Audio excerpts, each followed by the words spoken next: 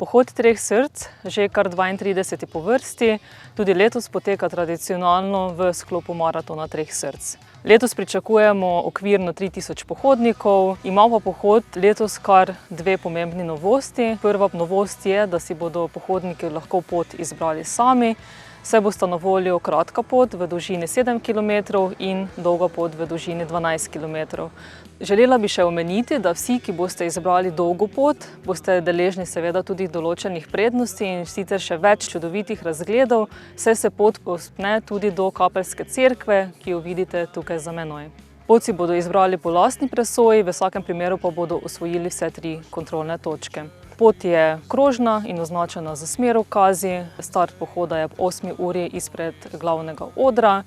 Kontrolne točke ostajajo enake kot lansko leto, torej prva točka bo na Kapeli pri Preši, tam bo za okrepčilo poskrbelo Turistično društvo Klopotec Kapela.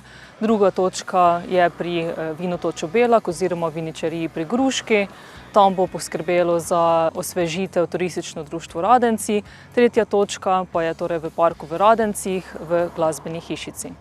Druga novost pa je digitalno beleženje kontrolnih točk oziroma digitalno zbiranje žigov z e-kartončkom.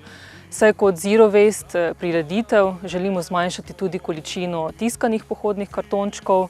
Uporaba digitalnega kartončka je sicer prostovoljna, na dan dogodka še bodo na voljo tudi tiskani kartončki. Digitalno zbiranje žigov bo potekalo preko QR kod, ki bodo postavljene na vsaki kontrolni točki.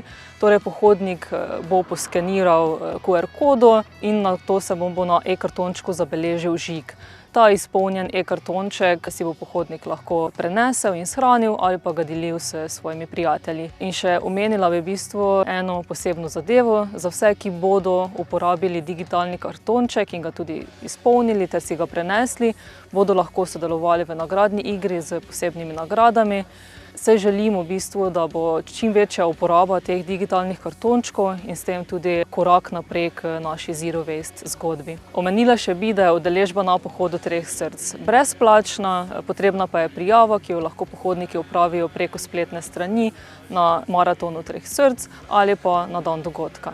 Se vidimo 18. maja v Radencih na 32. pohodu treh src. Srca tri